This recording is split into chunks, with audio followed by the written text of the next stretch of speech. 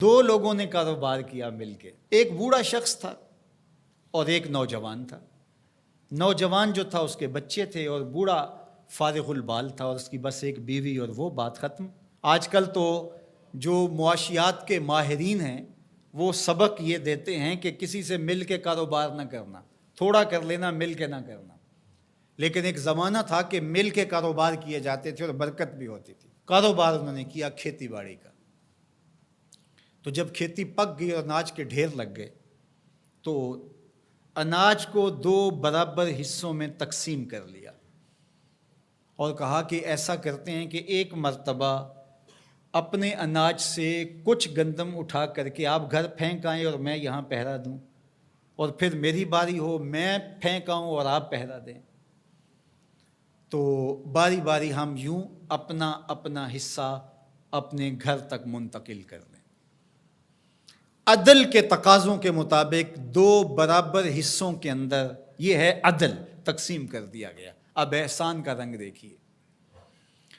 جب بوڑھا شخص گٹھڑی اٹھائے اپنے حصے کی گندم سے، غلے سے کچھ حصہ اٹھا کے گھر چھوڑنے گیا تو جوان نے سوچا میں تو جوان ہوں، میرا غلہ سال سے پہلے ختم بھی ہو جائے گا تو مزدوری کر کے بچوں کا پیٹ پال لوں گا، لیکن بوڑھا کیا کرے گا؟ اس نے اپنے حصے سے تھوڑا سا حصہ اس کی جانب اور کر دیا۔ یہ ہے احساس، یہ ہے احسان۔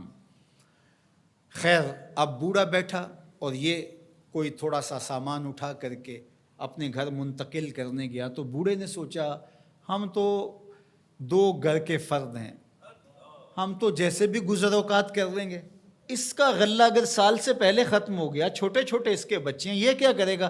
اس نے اپنے ڈھیر سے تھوڑا سا سرکا کے اس کی جانب کر دیا۔ اب ایک پھیرا وہ لے کے جاتا، ایک پھیرا یہ لے کے جاتا۔ جب وہ جاتا تو یہ اپنی جانب سے ادھر کر دیتا، جب وہ جاتا تو وہ اپنی جانب سے ادھر کر دیتا۔ دونوں کے گھر بھر گئے لیکن غلے کے ڈھیر بھی ختم نہیں ہوئے۔ یہ ہے احسان۔ پھر سوچنے لگے یہ ہو کیا رہا ہے، تو پھر راز کھلا کہ ہم یہ کرنے جا رہے ہیں۔ تو جب احسان کرو گے تو وہ بھی احسان کرے گا، تم اس سے بڑے سخی تو نہیں ہو۔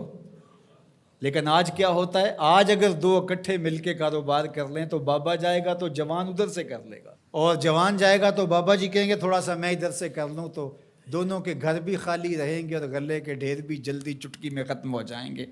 اس لیے عدل کے تقاضے بھی پورے کرو، اور اگر تمہیں توفیق نصیب ہو تو احسان کے تقاضے بھی پورے کرو۔